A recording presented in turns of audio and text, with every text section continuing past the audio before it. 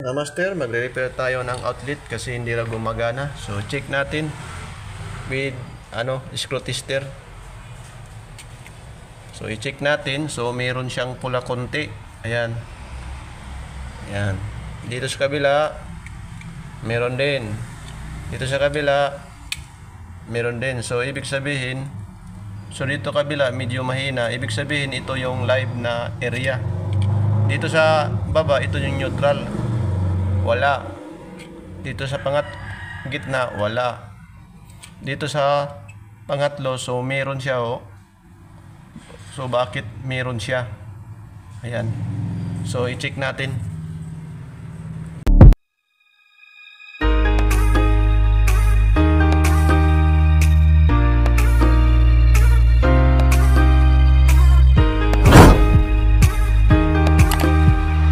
Ayan. Tapos dito sa kabila may screw bolt. Dito sa kabila wala na.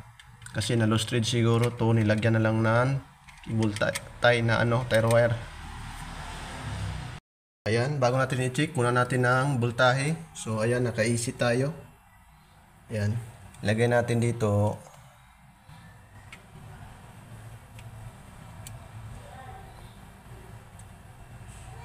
So may nakuha tayo na 232. Ito sa kabila 232, dito sa kabila. So wala na siya. Ayan, wala na siya pag ganyan. So i-check natin. Ganun din dito sa kabila Ayan. Ang mahirap dito kasi yung wire halos 0-0 din. Ayan, lumabas na Ayan. Ito walang tornilyo.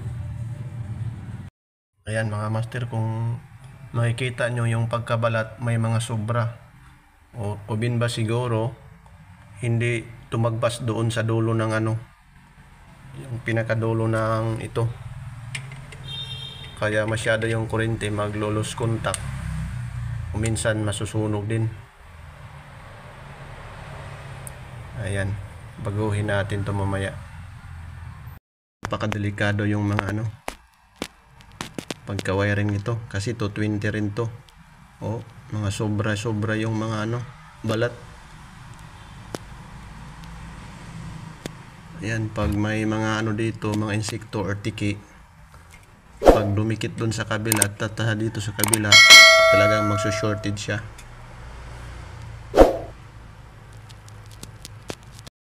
Ayan mga master, pag makikita yung wiring tingnan nyo yung wiring.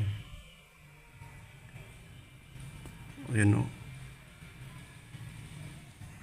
ang gulo ng wiring. Mga kamaster, ito na yung bago natin. Sa pagbabalat ng wire para hindi sumubra yung wire sa pagbabalat, so may mga dito. Ayan dyan ka lang banda magbalat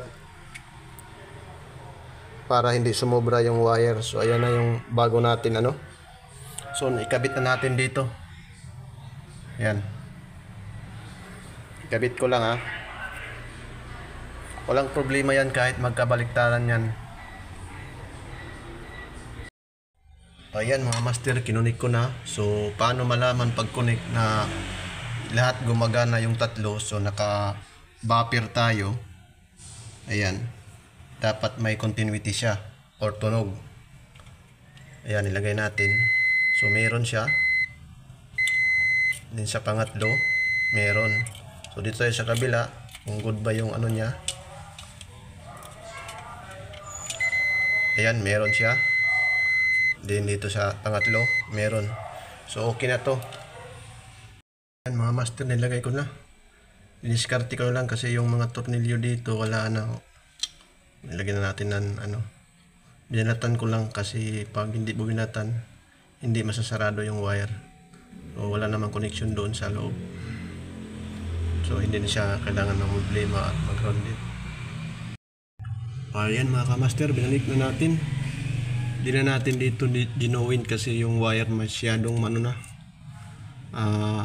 maiksi na, mahirapan na tayo kasi ang alam ko nito parehas lang ata nag-wiring to doon. sa mga outlet. Ayan. Ayan mga kamaster, tapos na natin ilagay. So check na natin. So ito yung neutral, wala. Ayan, wala. So wala. So ito yung live. Ayan, meron. Kunti lang. Oh. Ayan. Ayan. So dito wala na kasi kanina umiilaw eh. Kasi dahil yun sa connection na mali. So testing natin pag tester. Naka ano tayo? AC. Ayan. Naka AC tayo. Din ilagay natin doon sa taas. Ayan. Nandun na yung isa. So i-check natin. So ayan, may nakuha na tayo na 227.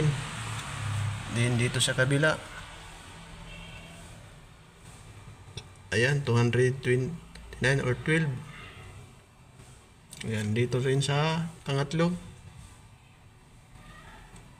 Ayan, 228 to 29. So ayan, okay na ito mga kamaster, yung dalawa. Ayan, check natin yung isa. Kung mayroon ba doon dito pumasok. Ayan, naka-AC pa rin tayo. Lagay natin dito. So ayun, 227. Ito sa pangalawa. 227. Ito sa pangatlo. 227. So may voltahe na siya.